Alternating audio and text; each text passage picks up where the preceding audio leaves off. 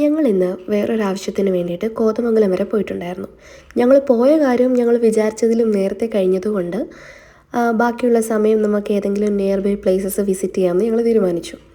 ആദ്യം ഞങ്ങൾ വിചാരിച്ചത് ഭൂതത്താൻകെട്ട് പോകാമെന്നാണ് വിചാരിച്ചത്. പക്ഷേ നല്ല വെയിലായിരുന്നതുകൊണ്ട് തന്നെ കുറച്ചൊന്ന് പോയി കഴിഞ്ഞപ്പോഴത്തേക്കാണ് തട്ടേക്കാട് ബേർഡ് സാങ്ച്വറി അതിലും അടുത്താണെന്ന് കണ്ടത്. സോ ഞങ്ങൾ പ്ലാൻ മാറ്റി തട്ടേക്കാട് പോകാമെന്ന് വിചാരിച്ചു. പണ്ട് ഞങ്ങൾ ഇതിൽ വന്നിട്ടുണ്ട്. ആ സമയം ഇവിടെ നല്ല പച്ചപ്പായിരുന്നു. പക്ഷേ ഇപ്പോഴത്തെ ഒരു അവസ്ഥ കണ്ടിട്ടുണ്ടെങ്കിൽ ശരിക്കും കൊടും വേനലിൻ്റെ ഒരു അവസ്ഥയാണ്. അങ്ങിങ്ങായിട്ട് കാട്ടുതീ പടർന്നതുപോലത്തെ കരിഞ്ഞുണങ്ങി കിടക്കുന്ന സ്ഥലങ്ങളും ഭയങ്കര ഒരു വരൾച്ചയുടെ ഒരു പ്രതീതിയാണ്. ഞങ്ങൾ വെള്ളത്തിൻ്റെ കാര്യം പറഞ്ഞുകൊണ്ട് വരുന്ന വഴിയിലെങ്കിലും ഒരു തോടോ പുഴയോ പോലും ഇല്ലെങ്കിലോ ഭയങ്കര വരൾച്ച എന്ന് പറഞ്ഞുകൊണ്ട് വരുന്ന സമയത്താണ് ഈ കാഴ്ച കാണുന്നത്. ഒരുപാട് ദൂരമൊന്നുമില്ല. കോതമംഗലം ടൗണിൽ നിന്നൊരു 10-15 മിനിറ്റിനുള്ളിൽ നമുക്ക് തട്ടേക്കാട് എത്തിച്ചേരാം കേട്ടോ. ഈ വീഡിയോയിലുള്ള മിക്ക ഓഡിയോസും ഞാൻ എഡിറ്റ് ചെയ്യാനുള്ള ബുദ്ധിമുട്ട് കൊണ്ടും മടി കൊണ്ടും അത് റോ ഓഡിയോസ് തന്നെയാണ് ഇട്ടിരിക്കുന്നത്. നമ്മളിപ്പോൾ പോയിക്കൊണ്ടിരിക്കുന്നത് തട്ടേക്കാട് ബേർഡ് സാങ്ച്വറി എത്തുന്നതിന് മുമ്പുള്ളൊരു പാലത്തിൽ കൂടെയാണ്. ഇവിടെ താഴെയാണ് കേട്ടോ ബോട്ടിംഗ് ഒക്കെ അവൈലബിൾ ആയിട്ടുള്ള സ്ഥലം. ആ പാലം കഴിഞ്ഞ് ഇറങ്ങുമ്പോഴത്തേക്ക് റൈറ്റ് സൈഡിലായിട്ടാണ് ബേർഡ് സാങ്ച്വറിയുടെ എൻട്രൻസും ടിക്കറ്റ് കൗണ്ടറും ഒക്കെ സ്ഥിതി ചെയ്യുന്ന സ്ഥലം.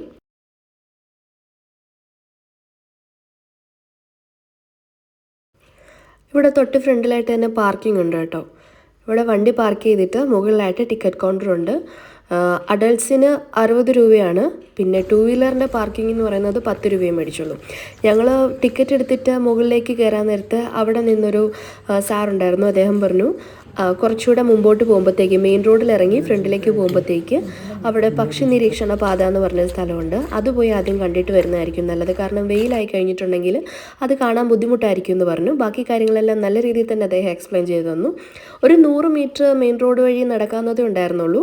ഞങ്ങൾക്ക് സ്ഥലം വലിയ പടി ഇല്ലാത്തതുകൊണ്ട് ഞങ്ങൾ വണ്ടി തന്നെ എടുത്ത് അങ്ങോട്ട് പോവുകയാണ്. മെയിൻ റോഡ് വഴി പോകുമ്പോഴത്തേക്ക് തൊട്ടടുത്ത് തന്നെ സാലിമലി പക്ഷി നിരീക്ഷണ പാത എന്ന് പറഞ്ഞ് എഴുതി വെച്ചിട്ടുണ്ട്. തൊട്ടടുത്ത് തന്നെ ഫോറസ്റ്റുകാരുടെ ഒരു ബിൽഡിംഗ് കൂടെ ഉണ്ട് കേട്ടോ. ആരാണ് ഈ സാലിമലി എന്നല്ലേ? അദ്ദേഹം ഒരു ഇന്ത്യൻ പക്ഷി നിരീക്ഷകനാണ് കേട്ടോ. ഇന്ത്യയിൽ വ്യവസ്ഥാധിഷ്ഠിതമായ പക്ഷി നിരീക്ഷണത്തിന് തുടക്കമിട്ട ആളാണ് സാലിമലി.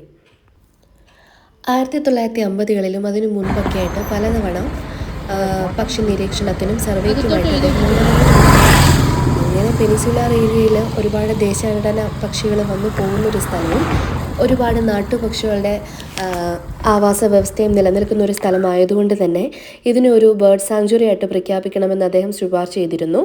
അദ്ദേഹത്തോടുള്ളൊരു ബഹുമാനാർത്ഥമാണ് അദ്ദേഹത്തിൻ്റെ നാമകരണത്തിൽ തന്നെ ഈ ഒരു ബേർഡ് സാങ്ച്വറി ഇപ്പം നിലനിൽക്കുന്നത്. നമ്മൾ അവിടെ നിന്ന് എടുത്ത ടിക്കറ്റ് നമുക്കിവിടെ കാണിച്ചാൽ മതി കേട്ടോ. പക്ഷേ ഇവിടെ ഞങ്ങൾക്ക് ടിക്കറ്റ് നോക്കാൻ ആരും ഇല്ലാത്തത് കൊണ്ട് ആ ഒരു കൂടാരത്തിൽ അവിടെ ഒരു രജിസ്റ്റർ ഉണ്ടായിരുന്നു. ആ രജിസ്റ്ററിൽ നമ്മുടെ പേരും ഡീറ്റെയിൽസും എഴുതി വെച്ചിട്ട് അകത്തേക്ക് പോയിക്കോളാൻ പറഞ്ഞു. ബാക്കി ഡീറ്റെയിൽസുകളൊക്കെ ഇവിടെ ഒരു ഫ്ലെക്സിൽ ഇങ്ങനെ എഴുതി വെച്ചിട്ടുണ്ട് കേട്ടോ.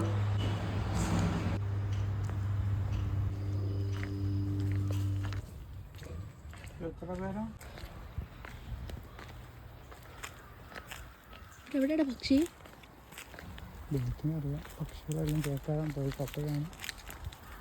പുലിയും കടുവയൊന്നും ഇല്ലല്ലോ അല്ലേ? ഇത് ഇലക്ട്രിക് ആണെന്ന് തോന്നുന്നല്ലേ?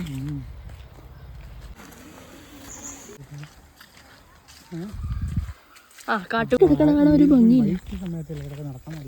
മഴയൊക്കെ ഉള്ള സമയത്താണ് നല്ല ഭംഗിയുണ്ടാവും. നമുക്ക് അവിടെ പുള്ളി പറഞ്ഞാൽ സത്യമോ, വെയിലായി കഴിഞ്ഞാൽ ഇങ്ങോട്ട് കയറാൻ പറ്റില്ല. അതാ വെളുപ്പിനെ ഇറന്ന് പറഞ്ഞു. നന്നായിട്ട് പറഞ്ഞു തന്നല്ലേ എല്ലാം. പക്ഷി വല്ലതും ഉണ്ടോ?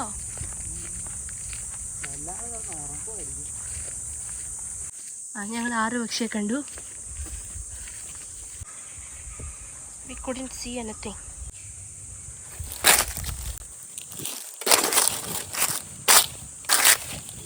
Sago.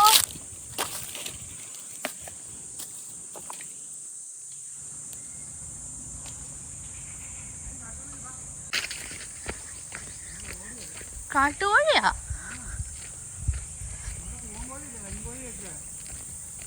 കോഴി ഫാമിലി?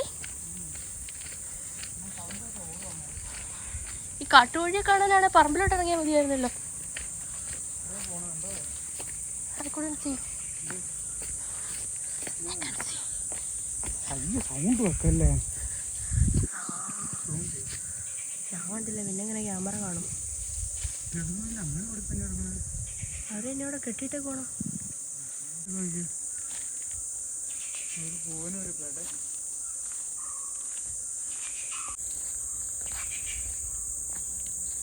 നമ്മൾക്ക് എവിടാ?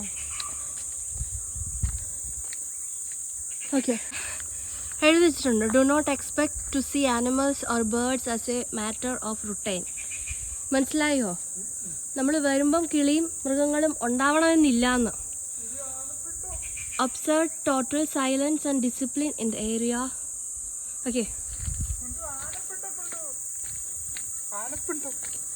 ഗൈസ്, വി ഫൗണ്ട് ആനപ്പിണ്ടം. നിനക്ക് ഇവൻ ഓടാനറിയാം, പക്ഷേ എനിക്ക് ഓടാൻ പറ്റില്ല. ആനപ്പിണ്ടത്തെ ചവിട്ടിയാൽ മുടി വളരും. കണ്ട, ഞാൻ പറഞ്ഞില്ലായിരുന്നു, നമ്മൾ പക്ഷി സങ്കേതത്തിലൊക്കെ വരുമ്പം we can see couples more than പക്ഷീസ്. That is the speciality of bird sanctuaries in Kerala. ഒരു വലിയ ബോർഡോ അതോ പച്ചക്കളർ. എന്തൊക്കെയോ പക്ഷികൾക്ക് നിശബ്ദതയാണ് ഇഷ്ടം. നമ്മൾ ഞാൻ പക്ഷി സങ്കേതം എന്ന് പറഞ്ഞപ്പോഴേ ഇതേ വൺ മോർ ആനപ്പിണ്ടോ. ചവിട്ടാൻ മുടി വളരട്ടെ. പിന്നെ കുറച്ച് തലയിൽ തേച്ചാൽ വളരുമോന്ന് ആർക്കറിയാം. കുറച്ച് ബാഗിലോട്ടിട്ട്. ആ, you sit, you sit, you sit. ഇവിടെ പെണ്ണൊക്കെ ഇരുന്നാന്ന് തോന്നുന്നു. അടിക്കോ അടിക്കോ അടിക്കോ അടിക്കോ. കുട്ടിക്ക് ഒന്നുമില്ല. ഞാൻ ട്രൈ ചെയ്യണോ? ഞാൻ ട്രൈ ചെയ്യണോ? വലിയ വെയിറ്റ് താങ്ങിക്കോളൂ. ഓക്കെ, ഇരുന്നോ, പുറകോട്ട് മറിച്ച് മാറ്റുന്ന മതി. ആടടി.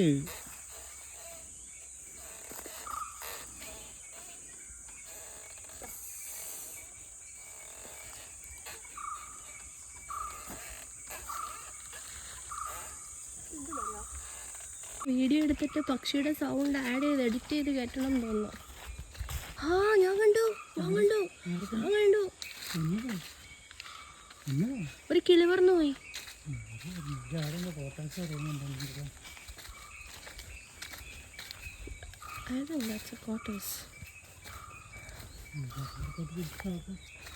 എന്തത്?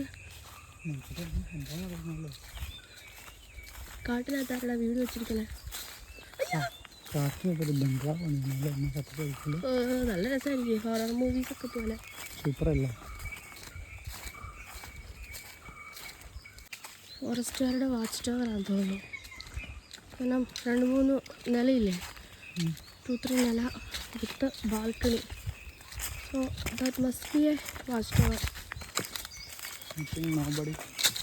എന്തിനാണെന്നറിയാമോ? അവരിങ്ങനെ ബാൽക്കണി കയറി എന്നിട്ട് നോക്കും കിളികളെല്ലാം കൂട്ടി കയറിയോ.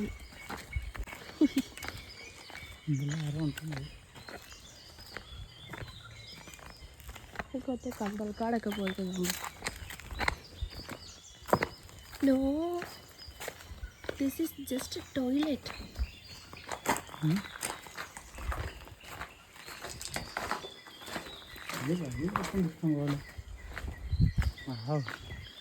എനിക്ക് തോന്നുന്നു ഈ വഴി കറങ്ങി നമ്മൾ അങ്ങോട്ട്, നമ്മൾ ഇടയ്ക്ക് വെച്ചിട്ട് ഒരു പാലം കണ്ടില്ലേ? ആ, നല്ലൊരു സീനറി ആയിരുന്നു. അത് നീ എൻ്റെ ഫ്രണ്ടിൽ കയറിയിട്ട് മിസ് ചെയ്യും.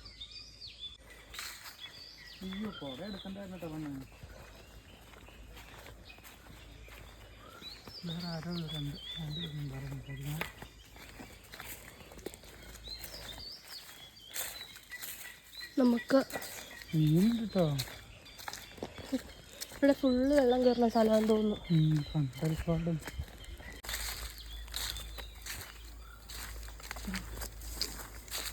ഇവിടെ മലയാളം കിട്ടാം.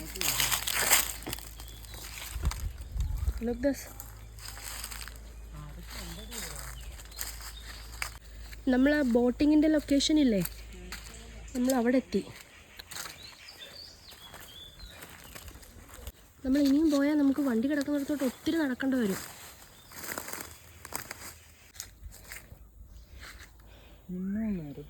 ഇത് ആനപ്പിണ്ടം കിടപ്പുണ്ട്. സോ ആന വെള്ളം കുടിക്കാൻ വരുന്ന സ്ഥലമായിരിക്കും. ബാ. ആന വന്നു കഴിഞ്ഞാൽ ഓടാൻ വഴിയില്ല, ഓടാനുള്ള വഴി അറിയില്ല. അതിൽ നല്ലത് വെള്ളത്തിൽ ചാടിച്ചാവുന്നതാണ്.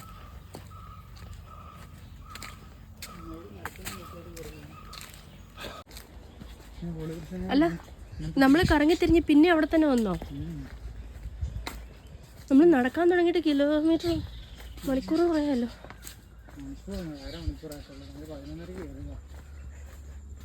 Is it truth? പൂമ്പാറ്റയൊക്കെ എൻ്റെ ക്യാമറയുടെ മുമ്പിൽ കിടന്ന് ഡാൻസ് കളിക്കുന്നത്.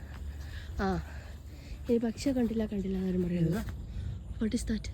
എവിടെ? ആ മരത്തേലൊരെണ്ണം ഉണ്ടായിരുന്നു, എന്തോ പറഞ്ഞു. ആനയുടെ സമാധിയായിരിക്കും. ആ, നമ്മളെ അങ്ങോട്ട് പോയപ്പോഴേ ഈ പാലം കണ്ടപ്പോൾ ഞാൻ പറഞ്ഞു ഇങ്ങോട്ട് കയറാമെന്ന്. അപ്പോൾ എനിക്ക് മനസ്സിലായായിരുന്നു തിരിച്ചു വരുമ്പോൾ വരാനുള്ള ഇതായിരിക്കും. നമ്മൾ അങ്ങോട്ട് പോയി, നമ്മൾ ആ റൂട്ട് കണ്ടോ? ഓക്കെ, ആ വെള്ളമുണ്ട്. Be careful.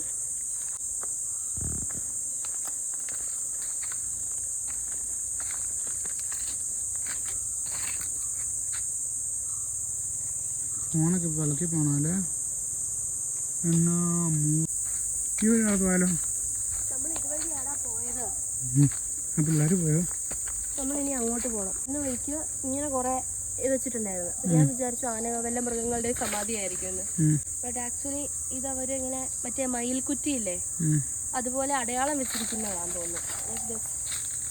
ഇവരിങ്ങനെ ആരോ വെച്ചിട്ടുണ്ട്, അങ്ങനെ അടയാളം വെച്ചിരിക്കുന്നു. സത്യത്തിൽ നമ്മൾ അങ്ങോട്ട് പോയപ്പം റൂട്ട് മാറിപ്പോയി.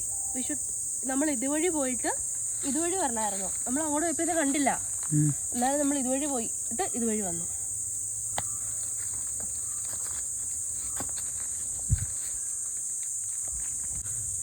നമ്മളിങ്ങനെ ആനപ്പിണ്ണം കണ്ടപ്പോഴത്തേക്ക് നമ്മൾ ഓർത്തില്ലേ ആന വരില്ലേ, എന്ത് തരത്തില്ല നമ്മളില്ല നടക്കണേന്ന്. പക്ഷെ ഇത് ഫുള്ളും ഇലക്ട്രിക് ആയിട്ടുള്ള കമ്പികളാണ്. അപ്പോൾ എനിക്ക് തോന്നുന്നു ഒരു സ്പെസിഫിക് ടൈമിൽ മാത്രം ഇത് തുറന്നു വിടുമെന്നുള്ളത്. അവനെങ്ങനെ കയറുന്നേ നോക്കണേ.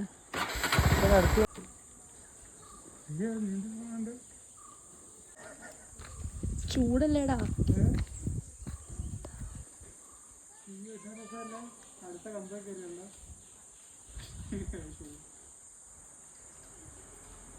പെട്ടെന്ന് ഉണങ്ങോട്ടേ വന്നായിരുന്നു.